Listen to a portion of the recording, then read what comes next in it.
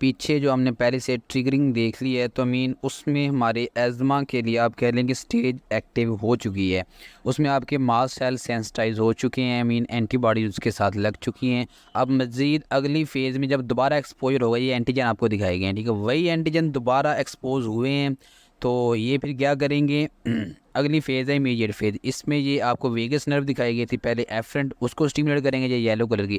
और mast cell जो है, ठीक है, जिनके साथ पहले एंटीबॉडीज़ जुड़ी हुई हैं, ठीक है, वहाँ पे आके ये एंटीजन लगेंगे, ठीक है। मज़ीद वहाँ से मीडिएटर रिलीज़ करवाएंगे और ये इयोसिनोफिल को भी डायरेक्टली वहाँ पे जाके भी एक्ट करेंगे और उनको मज़ीद, ठीक है, एक्टिवेट करेंगे। तो ये 3 पाथवेज़ हैं जो एंटीजन आके दूसरी फेज़ में करेगा, ठीक है, दोबारा जब सेंसिटाइज हो चुका है। अब वेगस नर्व क्या करेगी, ये इंक्रीज़ कर देगी वेस्कुलर परमिएबिलिटी और जिसकी वजह से एडिमा हो जाएगा। और मास्ट सेल जो है ये इफरेंट जो उसकी वेगस नर्व है ना, ये उसकी जो इफरेंट ब्रांच है उसको स्टिमुलेट करेगी, वो आगे स्मूथ मसल की कॉन्ट्रैक्शन करवाएगी एयरवेज में, जिसकी वजह से ब्रोंको कॉन्स्ट्रिक्शन होगी, ठीक है। तो ये इमीडिएट फेज़ में आपको ये चीज़ मिलेगी। उसके बाद इयोसिनोफिल और मास्ट सेल ये दोनों मिल के एपिथीलियम से क्या चीज़ प्रोड्यूस करवाते हैं, ठीक है, म्यूकस प्रोडक्शन करवाते हैं।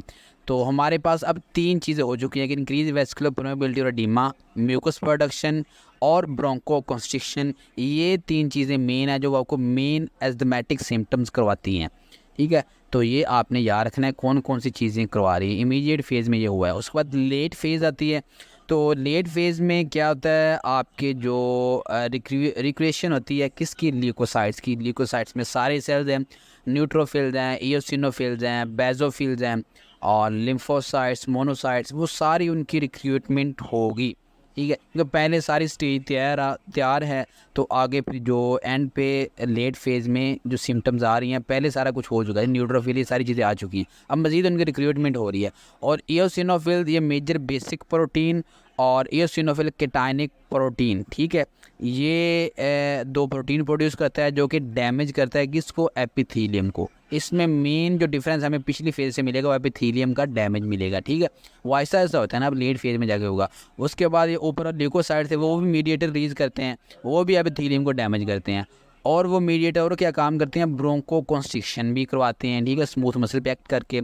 और एपिथीलियम और मीडिएटर और क्या काम करते हैं, एपिथीलियम पे एक्ट करते हैं और म्यूकस की प्रोडक्शन को बढ़ाते हैं। अब मेन काम जो पिछलों से हमें इसमें ज़्यादा मिला है, अगर अलग मिला, वो एपिथीलियम का डैमेज है, ठीक है, वो लेट फेज़ में आपको मिलेगा। तो उसके बाद टाइप्स हम देखते हैं इसकी। एक है एटोपिक एज़मा, ठीक है, ये मोस्टली चाइल्डहुड में होता है और ये फैमिली हिस्ट्री भी इसमें मोस्टली एटोपिक ही होती है, ठीक है। और इसमें type 1 IgE hyper sensitivity reaction जो है वो होता है।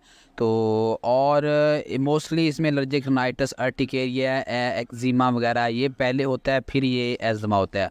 और इसमें हम स्किन टेस्ट करते हैं, एक रास टेस्ट होता है जो IgE के लिए स्पेसिफिक होता है, वो करते हैं। तो उसके बाद नॉन एटोपिक एज़मा है, इसमें कोई फैमिली हिस्ट्री वगैरह नहीं होती है, चाइल्डहुड में नहीं होता है। ये मोस्टली वायरस के अगर रिपीटेड इन्फेक्शन हो उसकी वजह से एयरवेज आपकी इन्फ्लेम होती रहती हैं बार बार। उसके बाद इनहेल्ड एयर पोल्यूशन जैसा कि नाइट्रिक ऑक्साइड है, सल्फ़र डाइऑक्साइड, ओजोन वगैरह, ये उनकी वजह से होता है। अब इसमें होता है क्या है, जब वायरस का इन्फेक्शन बार बार होता है तो उस वजह से जो वेगल नर्व को स्टिमुलेट करने के लिए थ्रेशोल्ड चाहिए वो कम हो जाता है, ठीक है। अब कोई भी एजेंट आके उसे जल्दी से, ठीक है, उसके थ्रेशोल्ड कम हो चुका है तो उसे जल्दी क्या करेगा, इरिटेट करेगा और वो क्या करवाएगी, ब्रोंको कॉन्स्ट्रिक्शन करवाएगी वेगल नर्व। उसके बाद ड्रग इंड्यूस है, मोस्टली जो है कौन सी सबसे कॉमन ड्रग है, वो एस्प्रिन है।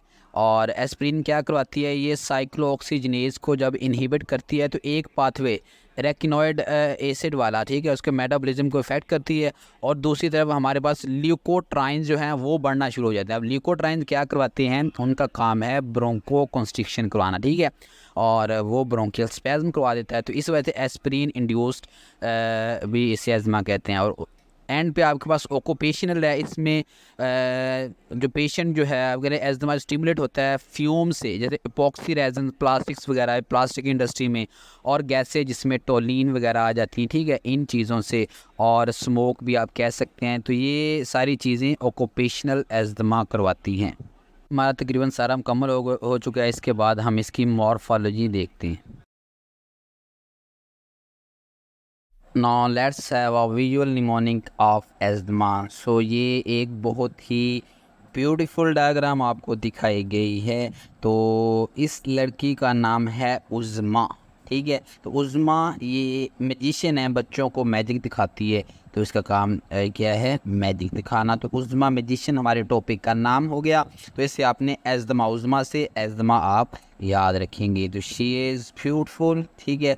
तो इसका भी आगे हम बताएंगे कि इससे आपने क्या है। सबसे पहले ग्रॉस देखते हैं। ग्रॉस में आपको इसके लंग्स देखें, ऊपर बाहर ही नज़र आ रहे हैं, ठीक है। तो मतलब ये करतब दिखाती है ना, तो ये इसने आर्टिफिशियल लगाए हुए हैं।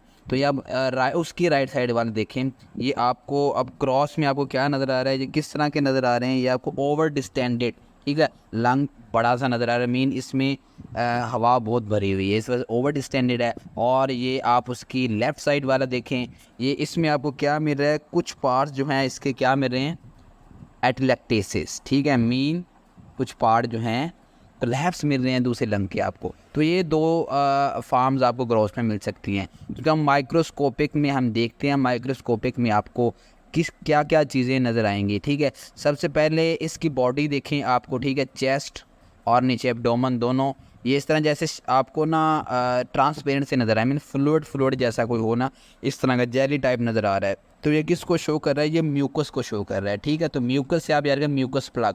तो मेन चीज़ इसमें म्यूकस प्लग है जो सारी चीज़ें आगे करवाता है, ठीक है। तो म्यूकस प्लग में हमें क्या नज़र आएगा, ये नीचे देखिए आपको पिंक पिंक साइज़ के एब्डोमेन पे ये कुछ ना आपको पिंक पिंक सी वो चीज़ें नज़र आ रही हैं, स्पाइरल टाइप, ठीक है। इसे हम कहेंगे ये है walls of red shed epithelium, ठीक है। तो इसका दूसरा नाम है कर्शमैन स्पाइरल। अब ये उज़्मा इतनी प्यारी है तो ये अपने कॉलेज में हर किसी की क्रश है, ठीक है। तो क्रश से आपने क्या, उज़्मा क्रश, ठीक है, हर किसी क्रश है। तो इसे आप रखेंगे कर्शमैन स्पाइरल्स, हर मैन की क्रश है ये। तो ये क्रश क्या है, क्या ये हैं क्या उसे कहते हैं, वॉल्स ऑफ शेड एपिथेलियम। तो उसके बाद ये देखें इसके दोनों हाथों में एक तो 2 कोट्स इसने पहने हुए हैं, ठीक है, और 2 कोट इसके हाथों में हैं दोनों तरफ, और ये तीसरी इसने लेड पेंसिल पकड़ी हुई है। तो इससे हम क्या बनाएंगे, 4 कोट हो गए, एक lead pencil, 4 coat leaden crystals, ठीक है।